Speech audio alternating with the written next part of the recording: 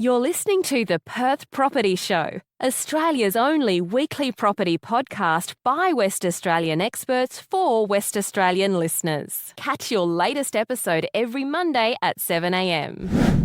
Good morning, everyone. Welcome to the Perth Property Show. My name's Trent Fleskens, your host as always. We're cracking into the middle of February already. We're about to start talking to some leaders in the government politics space about the election. Very exciting there. But this week I wanted to have a chat about one of those topics that I think has been coming up and will be more prevalent over the years. Those solutions about how we provide supply. And one of the people that I've met recently who I'd love to have a chat with on this podcast, and he's been very kind to oblige in providing his time, is a man called Peter Forgione, who runs Good Life Structures. Good Life Structures is an importer and provider of flat pack and modular style homes in Western Australia, granny flats. Now, I had a chat with Oliver Peterson about modular homes on 6PR a couple of weeks ago, and Peter was lively and excitable enough to jump on the radio and talk about ways that he's providing and being part of that solution as well. And I thought, hey, it's probably better to expand that listenership about this conversation and have a chat with someone who's right in it every day, supplying this to get an understanding about what the opportunities are for Western Australia, but also what the limitations are, the red tape, and just the process of how do we get these homes into the ground and away from wherever they've come from. Peter, thanks so much for coming in, mate. I appreciate it. Thank you very much for the opportunity, Trent. Let's talk about Good Life for a second. We don't plug companies on the podcast. There's no marketing or advertising, which I think people love. We don't waste any time listening to those things, but I think it's important just to get an understanding of what does a business like yours do? How does it operate? Day to day, what are you doing as a job? Sure. Good Life Structures was formed nearly 4 years ago. We started just selling little small houses in backyards, pool houses, little spa rooms, offices, etc. Tiny homes. Took off, I suppose, a little bit more when COVID came along. People were conscious about working from home, so that sort of gave us a bit more leverage in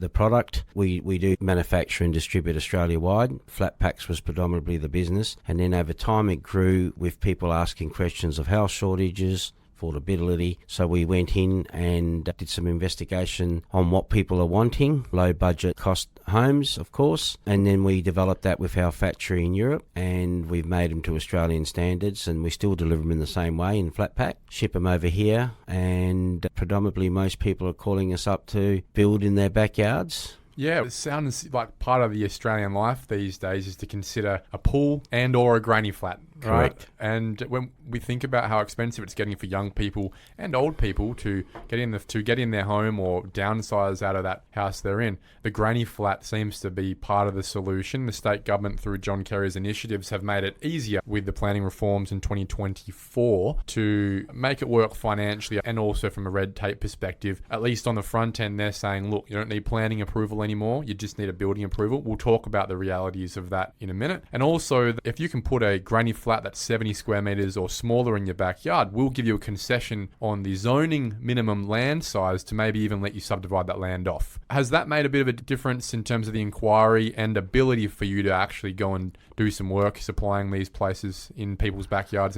Certainly, Trent, with John and the government initiating the 60 square metre regulation to build in the backyard without any planning approval, certainly sped up the opportunity for our company's growth. But I think more importantly, what's really important to me and to our company is that people who are desperately wanting some kind of accommodation, affordable and quicker than the traditional build in the backyard, and is where I'm trying to focus on, because I come from an Italian background. Europeans are generally building on top of each other. That's something that's never changed and continued on, and I think Australians now are in the same situations where a lot of people would like to have a place in the backyard for mum and dad and vice versa. So we're getting that inquiries and we're trying to make that easier for them, affordable, and I think it's starting to work for us. You mentioned the motivators there, time and money, which is, to be frank, motivation for a lot of decisions we make in investment in our lives. Now, time, let's talk about that for a second. Let's say I rocked up at your office. I said, look, I've got the money. I'm ready to go. I've decided straight away on the product choice. We could talk about them in a second. From that conversation, how quickly could you get me a livable, handed over granny flat in my backyard? What's reasonable?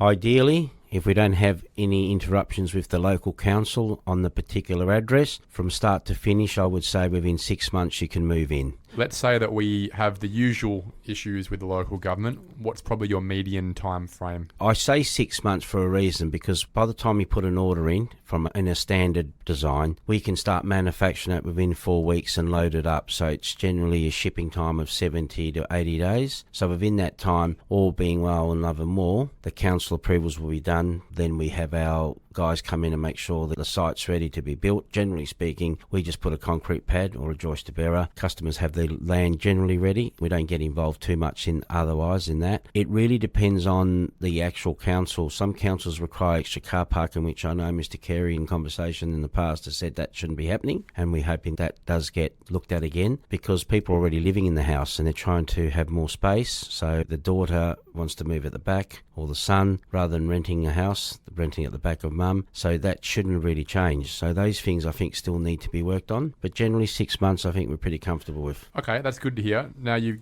detailed out that first 3 months is essentially getting the flat pack product manufactured and delivered to site. The next 3 months, that's just fit out with local tradies? No, I guess the length of the time process is probably the 5 months from order to delivery, because unfortunately with the Israel war and so forth, the shipping lines have to take longer to get here. Normally, traditionally, was no more than 65, 70 days. It could now be 80 to 90. We just say to people, look, 5 months it's delivered, then a 4 to 6 week process to be built, turnkey, moved in. You've got a building team that Yes. are assisting there with the handover from the flat pack to the finished structure. Correct. Okay. Now, those would be your painter, your tiler, your floorer, your cabinet maker, Yeah. your sparky. All still local tradies. We're still buying local product in a way. It's the rest of it, the actual structural building is manufactured in Europe, and that's why the costs of the building is reasonable as opposed to buying the same material here. Okay, so I think people would be pretty happy with that 6 month turnaround for anything, these days especially. Let's move to price. What we know about housing in general, not just the modular space, but housing in general, is it's gone up in price by about 60 to 70% for anything since COVID, which really starts to price out a lot of young people looking to build their own home, or a lot of older people looking to downsize into a smaller home, and it's just inflated the established market. We know that with replacement cost theory. I assume, as I've said, that the modular space hasn't avoided that cost increase. Talking off air, we've spoken about the pricing, and one thing that I guess is the most surprising to me is it's actually not that expensive to get the flat pack delivered to Perth. It's the rest. It's the trades essentially in Western Australia that are really building up most of that price. Can you give me an average example of a general granny flat, 60, 70 square meter granny flat that you're going to deliver? What the price is of the product plus the price is of all the trades, and what that would look like? Sure, Trent. So a 60 square metre, which is our most popular one, starts from about 58,000 from the factory delivered to Perth. So what that entails is basically all the structural components of the building, the timber, the flooring, the ceiling, the windows, the doors. Pretty well, you put it up to lock up. So you've got a shed at this point, essentially? Correct. With a twin system, dual wall system, or whatever you want to call it, that people understand. You run your insulation that we buy here. Now that 58,000 as a starting point. A turnkey at 60 square metres, you should be get away for around 170 on a pretty straightforward development block at the backyard. So a fairly simple, modest spec? Yep. Simple, most spec. And what would be an average spec if we weren't doing state housing spec? We were doing the same spec of a new home in or Ellenbrook. What would that probably be ticking up to? We definitely would keep it under 200,000. We haven't been asked a lot for up-speccing. I think people are just wanting utility. A utility, a solution for either the children or the mum and dad. That's pretty eye-opening to think that the product itself, round numbers, is getting in my backyard for 60 grand. And then it's costing me another 110 to 140 grand to pay the plumber, the sparky, the cabinet maker, the tiler, the floorer to make the shed into a home. And I guess that probably speaks to the realities of building a house, let alone a flat pack these days, that most of the cost of a home is not the material itself, it's paying someone to put it in. Yep. I guess there's not a lot more we can do about it in that space. I mean, you're providing a solution here that's as cost effective as it can get for a roof over your head and as time effective as it can get. And we're still seeing the price being 3 times that delivery of the product itself to be able to finish it. So it costs double to finish the product than it does to deliver the product. That's pretty insane, isn't it, Peter? It is when we're shipping it from the other side of the world. There's people working on that factory I was all being paid and doing a great job and packing it all up and all the materials of the cost of the timber and so forth. And then sailing it here is not cheap because shipping has gone up since COVID. To bring here, but the biggest problem we have in Australia in general is the cost of labour, and I can't do it any other way because shipping them in already made is going to cost more, and the red tape of the new changes that have come on board now with more energy efficiencies that the government have put on us, which is a cost to every builder moving forward, is put the cost up even more. So what are some examples there where last year or the year before it was a few grand cheaper? Yes. And now, why is now they've got the new energy efficiency laws that have come in that's been passed right across Australia. WA was the last of the bastions to fight it, but unfortunately politics comes in and the state government had to bow down with the rest of Australia's new laws, which have basically now is going to cost an average home between anywhere from $5,000 to $10,000 on an average of more to comply. But what are these new regulations? What are the new things that need to be put in? Better glass, better windows, more insulation requirements. They're trying to get more energy efficiency in the building, which I do understand, but some of it wasn't probably necessary to keep the cost up when you're trying to deliver a low budget product as it is. Yeah, it's increasing the minimum threshold. It's gold plating the minimum threshold of a roof over someone's head. And if you ask them, would you rather have a gold plated roof over your head or live in the car? I'm pretty sure I know what the answer would be for most people if that was the decisioning. And we have that asked a number of times, why do we have to spend this kind of money? Because we certainly don't want to do it. Yeah, and I think that's the tough thing. Now, one thing that's bearing to mind here is that pre-COVID, as a developer, I would be instigating new 4x2s in the backyard that were 200 square meters with a project builder, turnkey, for 200 grand. It's insane to think, isn't it, the inflation of costs here, where we could have a double brick 200 square meter home for $200,000. Now we're talking about a flat pack, multi-wall, 60 square meter home for essentially the same price. I guess what it talks to at the end of the day is that people aren't getting that much richer in that time frame, and this is a basic need. They're not going to stop buying a roof over their head, but what it means is people will start turning more and more to these alternative solutions. If they can't afford the double brick home from Dal Alcock or Home Group or whoever it is now, because that's now $380,000 to $400,000 for that, well, their budget's still $200,000. I guess they come into products like this in the back of their parents' house. Without a doubt, Trent. Most of our inquiries now are exactly that. I've got my daughter who's been renting for $800 a week or $700 a week and simply can't go anywhere further and can't afford to buy a house for $500,000 or $600,000. Doesn't have the deposit. So I've got plenty of room at the back, and one day I can move at the back and my daughter can take the front house, and I just think that's going to be a trend moving forward. And the fact of life is that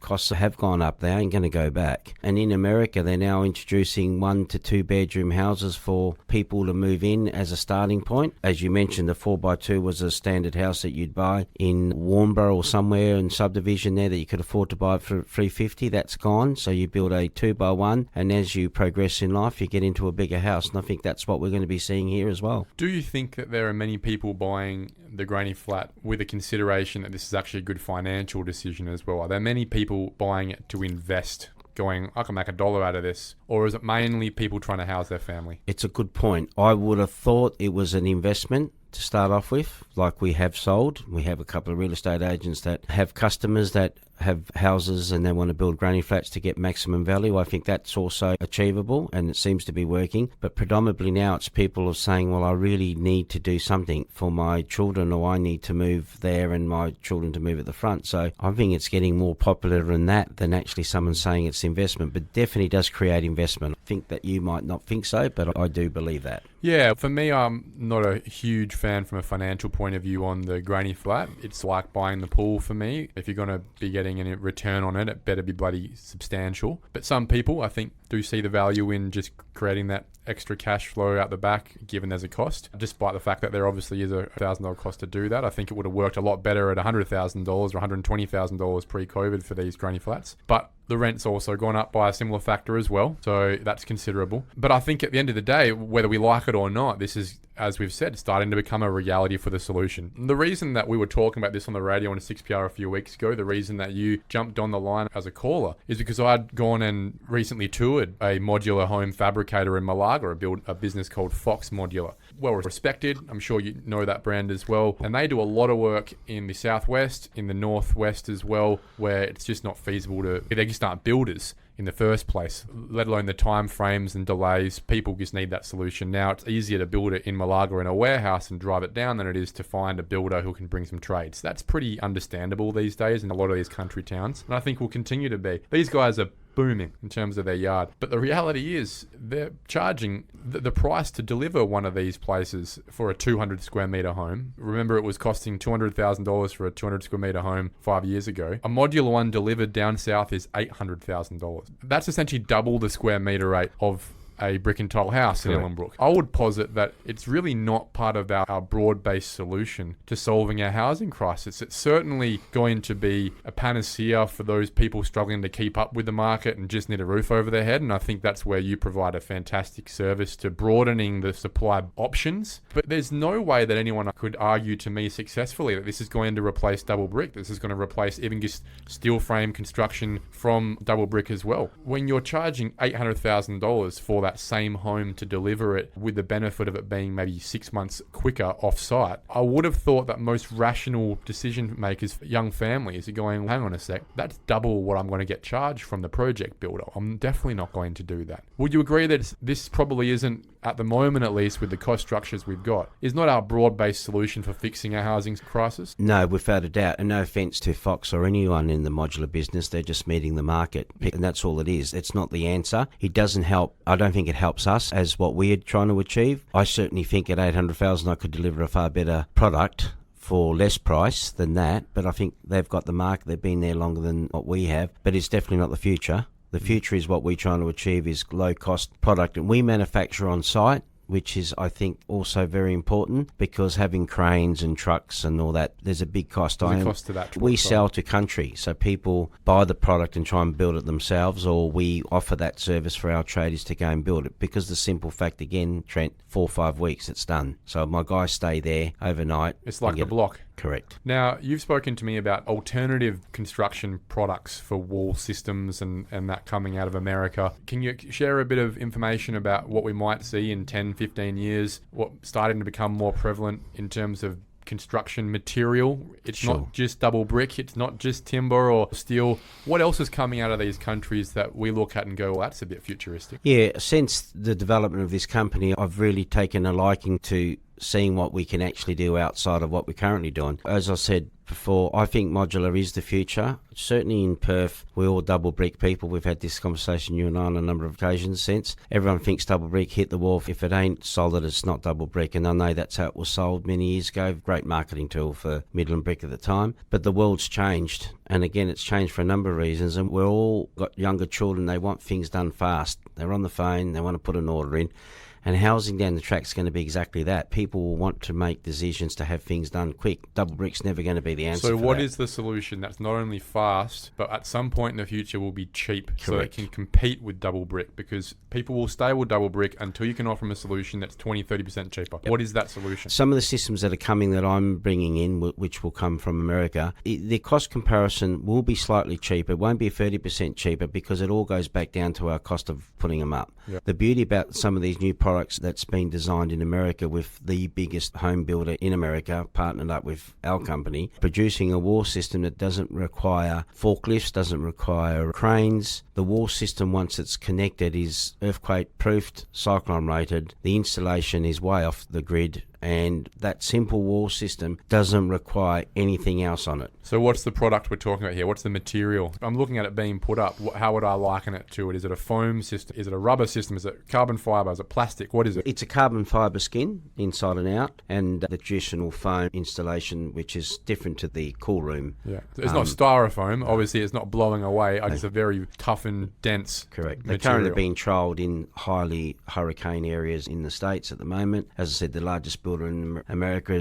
builds 150,000 houses, and his biggest problem is time. Takes too long. So he's engineered this product, which will reduce the time. So I've seen videos on YouTube where people are building houses out of essentially extremely dense and heavy foam building blocks, like Lego blocks, essentially. Very heavy. Are we talking about that stuff or a different thing? 2 people puts the house up, including the roof. doesn't need any assistance from machinery. That's what makes it different to what that's ever been seen so far in Australia, because the rest of I've imported these other products that are heavy, certainly achievable in terms of time, but not necessarily that are cost effective because I need a crane and it takes time. And a shipping container. Yeah, and it's just sluggish. It's sluggish. Yeah, this is a new product yet to be seen, which I think is exciting for the lower end market and for the governments to build state housing at a very quick rate. Are you talking to the state government about Currently, this? yes. How are they responding to it? Yeah, look, they're very keen because they've got a massive shortage. When just on your program the other day, we're now talking 50,000 houses short. And it's costing them a lot. Yes. The reality is homes that Mr. Kerry's housing department are paying for are Well, they're off a buying from Richter the scale. they're buying off the modular homes that are already very busy and who are charging Expensive. 800,000. So us as you taxpayers mentioned. are paying Correct. ridiculous prices just to get, to be frank, immaterial numbers of a difference being made right now. What we need is scale difference. Correct. We need to change the ball game, and I guess that comes down with fast modular systems, but not only that, they need to be able to be cost effective. We Correct. can't just be trading time for money. That's not going to help. But that's what's happening now, and I agree with you. We need to change that. Peter, I thank you so much for your time, mate. It's a conversation I've wanted to have for a while, and it's one that I've found very insightful, not only to understand where the opportunities are, but also to put my thumb down on where the solutions are and aren't right now. It's clearly not going to be coming from modular to solve our problems right now. It's not coming from build to rent. All these things that the government keeps pushing is the solution. They don't stack up. To hear about some new products that might be able to come in the very near future, I'd like to see them getting tested. If it can be financially competitive, and certainly it will be time competitive, then let's see what we can achieve. Yeah, no, thank you very much, Trent. Absolutely. Thank you for listening to another episode of the Perth Property Show. If you've only just joined the conversation, you can catch up by heading over to our website, perthpropertyshow.com.au, subscribing to the podcast, or joining our Facebook page. Don't forget to tune in next Monday at 7 a.m. for more expert insights, local analysis, and suburb spotlights. Happy hunting!